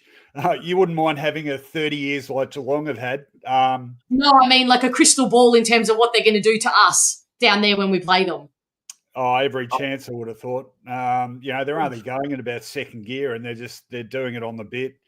Oh God. Look, that said, I was just thinking, what am I even going to say about this game? I think there's a good and a bad perspective. The good is that I thought the effort was great for 3 quarters, and I think the last quarter, while it's easy to look at it and sort of think, they waved the white flag, I didn't feel like it was that as much as the younger guys in the side just got overwhelmed physically by an older, stronger, fitter, more seasoned outfit. And that's often what happens with young teams. They can sustain it for 3 quarters, that level of effort, and then not the last. Just quickly, you hearing me okay? There's no delay or anything? Ever so slight Wi-Fi issues. I mean, internet issues, but mainly fine. Don't stress. All right. The negative, and I couldn't help but think this, is in a way a performance like that I find even a bit more depressing, because say a game like the Bulldogs game or the Geelong game, you look at that and you go, oh, the effort just wasn't there. It was terrible. Today, you couldn't really question the effort, and yet you still see the full extent of the gap in ability and execution and football smarts right across the board. And so my takeaway is the kids. I thought the kids were the more impressive part of the day, apart from Zach Merritt. It's so easy to overlook Merritt. Merritt for me was probably almost twice as good as our next best player, and I said to, my daughter and a mate of mine were with me, and I said, isn't it interesting how our best users of the footy are also probably our better players? And I look at Zach, I reckon, sorry if I just went red, that's the TV. That's okay. It wasn't embarrassment. I look at Zach and I think, like 6-7 years ago, I seem to remember people were saying, oh, he can butcher the footy and turn it over. I'd love to sort of look at some tapes of him back then and compare him to now, because he hits his targets, 99 times out of 100. And why? Because I reckon I bet he's worked on that harder than everyone else. So, it's a real cliche, but the champions of the game are champions, not just because of their ability, because more often than not, they work harder than everyone else as well. And, like guys who've been at that level will consistently tell you that. The best players they played with were also invariably the harder workers on the track. And that's how I feel about Zach. Anyway, I digress. I think, to me, I walk away from that and I go, look, there's really good signs with some of the younger guys in the side. But, gee, there's a big gap. Gold Coast are they've got some serious ability. Their big issue, I think, is going to be, can they maintain consistency of performance over the last 2 months of the season? That was a really important win for them, because if they had dropped a game like that, everyone would go, they're mentally fragile. So hats off to them. It was Essendon really threw the kitchen sink at them in terms of effort, and they withstood it. And they pulled away, but they pulled away in the end on the back of ability. from an Essendon deficiency point of view, thought, skills lacking. You saw the difference between the two sides there. I thought they consistently punished Essendon on turnover. Essendon turning the ball over in forward 50, Gold Coast burst from defence. And that's one thing I think, actually maybe it is an effort thing really, the more I think about it. I still don't think Essendon's midfield works hard enough up and down the ground. And that's why the Suns were able to punish them so badly on turnover. I think about it now, who are their better players? Well, Joel Jeffrey off halfback. Yeah, great game. John Noble off halfback. And then that Anderson. I tell you what, wouldn't you kill for a midfield like theirs, eh? I mean, Rao was a non-factor, and they still smashed it with, Anderson, Fiorini. Flanders, Fiorini. Yeah, I'm forgetting someone else there, but, just Miller. And they're tall. Miller, sorry. Yeah, Miller was great, if they haven't got the best midfield in the comp, it's on the podium, I reckon. And then they've got height, they look dangerous up forward, King and Walter, and their delivery inside 50 is excellent. And that's where Essendon's consistently found wanting, to the extent that statistically Essendon was pretty even with them in terms of all those major statistical indicators, and yet Gold Coast have ended up winning by 7 goals. So, look, we had a crack. The kids are good. But, to me, and I know I keep banging this drum, Fiona, but you still hearing me all right, by the way? Yep. Bang away. Oh, good. I know I keep banging this drum, but to me, you watch a game like that, and that should spell the end for me of people. It won't, of course, but people on, Bomber Blitz or footy forums or whatever going, this guy's got to play there, and if we had a better coach, whatever, Jock McHale could be coaching this side, and, Percy Cerruti could be training him, and we'd still be a mile off for top sides because we don't have as good players. And, at the end of the day, we haven't recruited as well as other clubs. We haven't developed as well as other clubs. And that is the bottom line. Our senior players aren't as good as their senior players, Yeah. Wouldn't we kill for an Anderson or a Took Miller? I mean, they're consistent. Their output doesn't vary. They don't make silly mistakes. Yeah. Our senior players will have a crack, but they make silly mistakes. They make poor decisions at times. We're just not as good a team. And sometimes all the analysis in the world and all the tinkering and all the ifs and buts and maybes don't add up to nearly as much as side A isn't nearly as good as side B. And that was my main takeaway from today. So, I completely agree with that. But I guess, can you teach an old horse new tricks? Like, can this be fixed with, as in, can the midfield still be salvaged? Or is it purely about getting new players into those roles who have better skills, who have better IQ? Well, it's a matter of opinion, but for me, definitely the latter. Okay. I don't think, you can't ask any more of Merritt. I don't think Parrish is going to suddenly become a much better player than he is. I think Durham is fantastic, but I think he's playing at 100% of his ability. I don't know about you, but I don't look at Durham or Colwell and go, there's two guys who have only, they're still a long way to go. They've only sort of scratched the surface of their ability. I look at those two guys and think that's about as good as they're going to play. I'd like to be wrong, but I'm pretty confident I'm not. Yeah. And that's how I look at someone. I mean, it's not his fault, but I look at a Jaden Laverde, who was he was a top 20 draft pick, wasn't he? Does he look like a top 20 draft pick?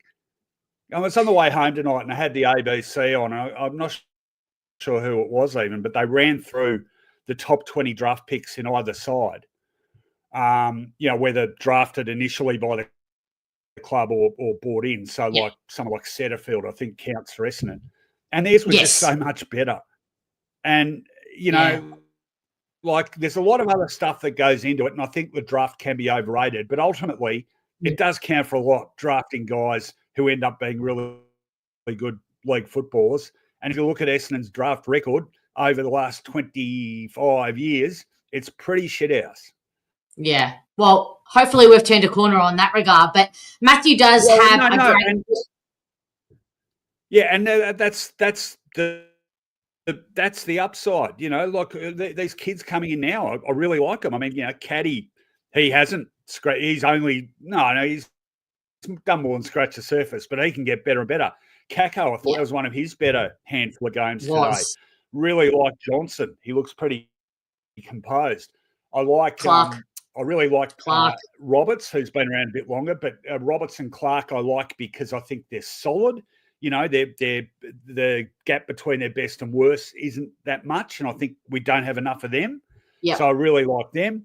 You know, great signs from Day today, or May, sorry.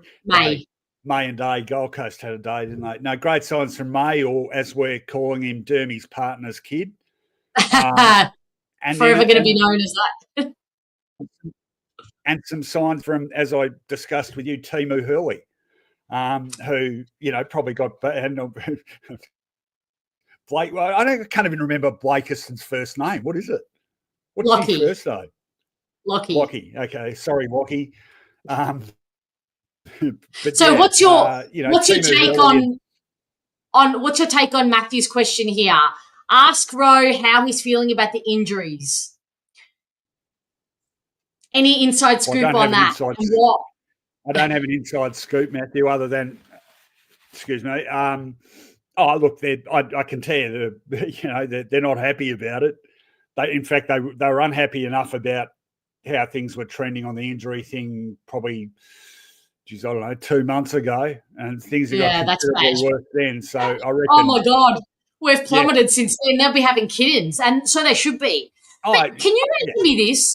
Like, we all assume and want and hope that the club is doing a wholesale investigation into this. But can you answer me, why wouldn't the club come out and actually say, yep, we've officially launched a wholesale? Like, what is the downfall? What am I missing from a media, or what's the downfall of actually coming out and admitting or saying that, yep, we've done a review? Because I do know that Brett Scott in his press conference, he said the word investigation, and then he said, oh, no, not an investigation, just a look at the injuries. So they're actively not coming out and saying that we're initiating a complete review. And for me, I keep asking the question, why wouldn't you come out and just say you were doing it? Because to me, that's a positive sign.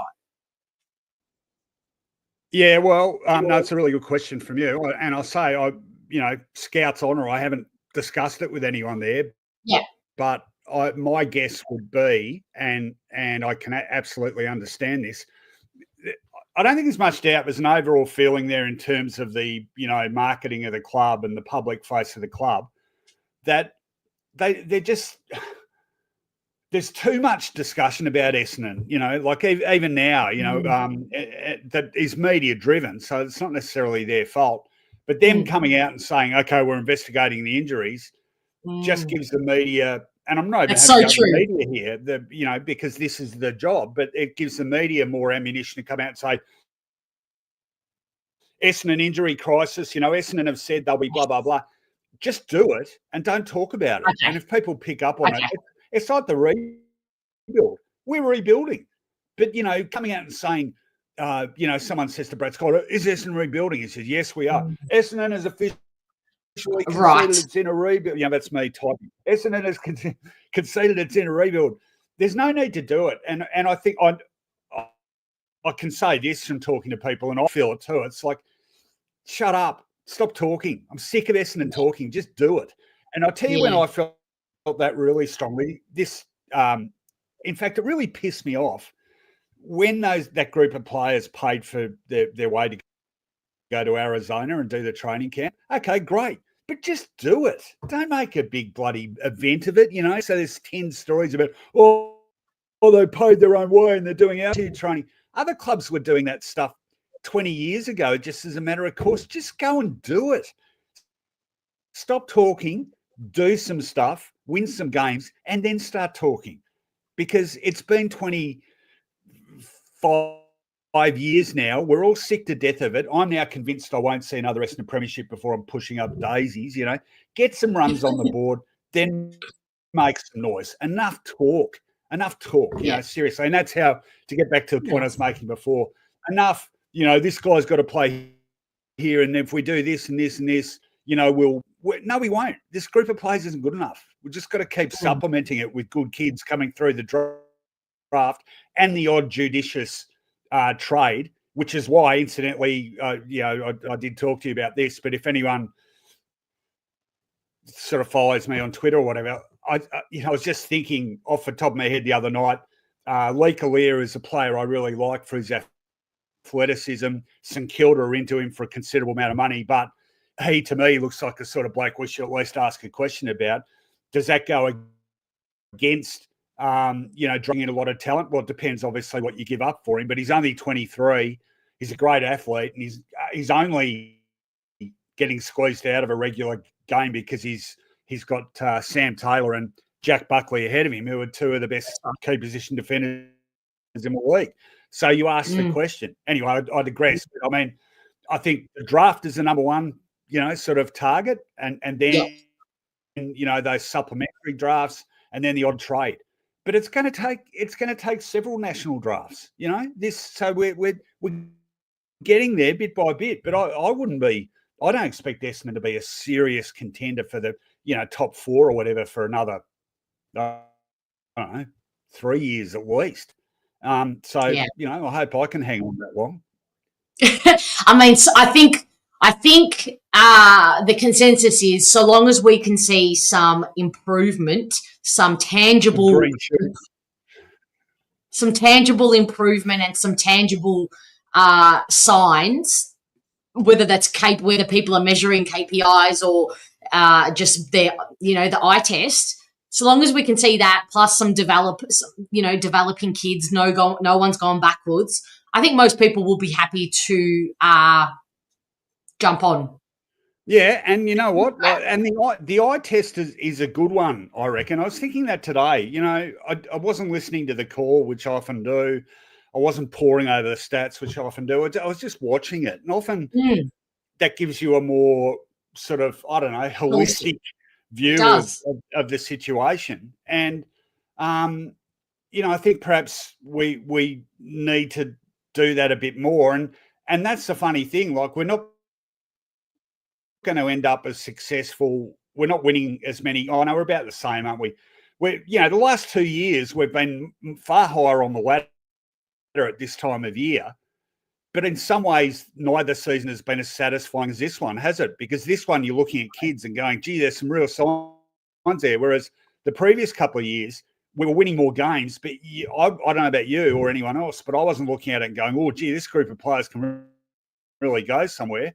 I am one of the younger guys in that list. So I'm sort of enjoying, in some ways, I'm enjoying this year a bit more because I'm seeing down the road there's something a bit more tangible in terms of success than the group the previous 2 years, who at best, might have scraped into an 8 and copped another elimination final flogging. Great. Can't wait for that, So, yeah. This feels a bit more this feels a bit more what's the word? Substance. There's substance to this year that I can see. No, there is. Yeah, there definitely is. And why is there substance? Because we're all getting excited about a bunch of kids who Matt Rosa has picked in the draft and who all are showing some really good signs. That hasn't happened a lot in the last 20 years, has it? No. Yeah, definitely. I think, like today was such a show of our season. 3/4 of we can see the future, we can see what's going to come together, but then that last quarter is like there's a lot more work to do. There's the gap is quite wide. So it was a bit of a story and a bit of a just an update on where we are at the moment. We're still ways off it. It was a microcosm of the season in a way. Yeah. So kind of really good signs, but we're still a little way off it, and definitely a couple more drafts off it. But yeah, I think there's good signs, Ro. Yeah, I'll let you go. Get back to watching the Richmond return game. to the slaughter at the Cattery. I'll give you. Do you want a progress score? Cats. Jeremy. Yeah, Cameron give it to me. Jeremy Cameron lining up for about his 25th goal. Geelong. A 12-11-83, smashing Richmond 2-4-16. I'll just call this shot for you. Outside 50, and he's missed again, but Cat's doing it comfortably. I'll catch you later. See you, Rose. Thanks for coming. Love what you do. Thanks. See you. Good night. What's been happening in the chat? G-Pat with another 5. Thank you, my friend. I appreciate that. Mid-season picks this year feel superior to most of Dodora's early picks. Yeah, they do. And collectively, as a collective group. Really exciting. I just keep coming back to Lawal and Clark on the wings, starting as the wings. And I just think, like, bless. There's hope there. Mars, it was just the senior players outdoing it, their senior players outdoing our senior players. That's a really good way to put it. I mean, they have a lot more than we had today, but yeah, they stood up when ours kind of didn't, and we didn't have that many too. Marcus, if we have a proper defender on King, the game is a lot closer. Yeah, I mean, if you put your mind to Reed up against King today, and maybe he doesn't get those free kicks, and then even on Reed, if there's a, Mackay lining up on Reed or oh my God, I'm going to forget his name. I forgot his name 15 times on the team selection night. The guy who's the next Thilthorpe. It's on the tip of my tongue. Anyway, you know who we are. They are the key forward. They are the big hulking key forward. JW, how are you? I think we may have been mentally tired as much as physically. It's a long time for young players to be switched on, so building that resilience to mental fatigue is going to take some time. That's a good point. That's a muscle in and of itself, the resilience to mental fatigue. So knowing when to go up that next gear, when you have to push through. It's a good point. Very good point. Yeah.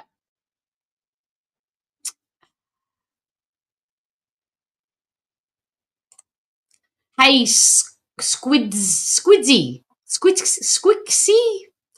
I actually can't believe Guelph got dropped. His pressure was missing heavily. Also, our injuries definitely killed us. Laverty would definitely not be playing on Benke. No, yeah. Would Guelph have made a huge difference today? Maybe. I mean, yes, I think Noble and Rioli had okay games. Noble got off the chain in the last quarter, I will say, but I think they didn't kill us like they have a lot of other teams this year. So maybe. Jeremy, you're right. Laverty wasn't recruited as a defender. You're very right. That is relevant to that conversation. We have 15 first-rounders on our list, more than any other team. Is that true? Do we have the most first-round picks on our team? That can't be true. Far out. That's bad if it is true. JW, right now, Jones is depth for sure. Yeah. I mean, he was depth before, and we were trying to give him a game on the wing. Yeah. All good, Jade. No problems at all.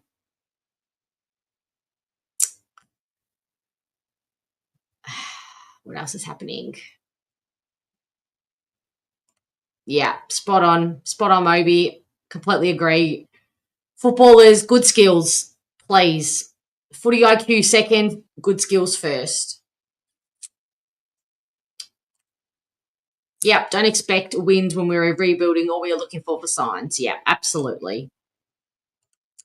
Joe, with Sweden Achka coming through next year, then Burg the next year, hoping that the youth we've got will be steering the ship by then. Yeah, and the more you dump youth into another year that this crop are going to be getting together, that youth is going to come on quicker because they're going to have a core of, at that point, 25, 26-year-olds or 24, even 24-year-olds who have been together for a good amount of time. So future is bright.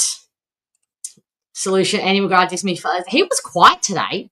Didn't do a whole lot. Sorry, didn't get to ask this question, Mick, but thank you for the $7.99. I think we all know it's pie, so Mick is a pie supporter. Annalise, thank you for being here. Lual's got safe hands. He does. He does. He really does.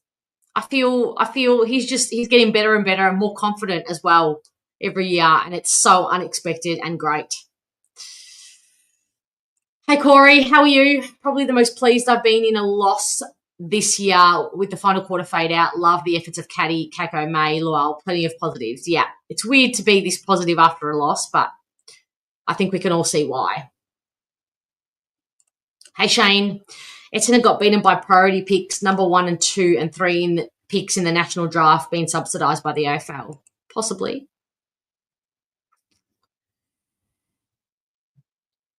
Oh, McGrath kept Ben Long in his pocket. He did absolutely nothing. That's a great call. Who said on the team selection that McGrath was going to play on Ben Long? Somebody said that, and I was like, interesting. Yes, good call, Angus. Thank you. He did a great job on him. Very good job, I think, statistically, but to the eye test, very good. All right, family, I might leave it there. Thank you very much. I'm all going to give you an extra 2 seconds. Please hit that like button. If you haven't subscribed, you know the drill. Hit that subscribe button, the bell, the thumbs up, all that jazz. Please and thank you. Much love, big love. It's good to be back. It was good to be back in the footy despite a loss. Once again, nobody won the cookies again this week. Nobody absolutely picked Hobbs as a first goal scorer. Can thank the umpires for that, but still. Thank you all for being here and for contributing, and thank you for all of your donations and support. Doesn't go unnoticed. Enjoy your Sunday, enjoy your Saturday night, and we'll be back. I might have the post replay review out to you tomorrow night, if not Monday, and then back to normal scheduling as of next week. When do we play next week? Saturday night. So a nice week of content, I should say. Big love to everybody, and I guess I'll see you next week. Take care, everyone.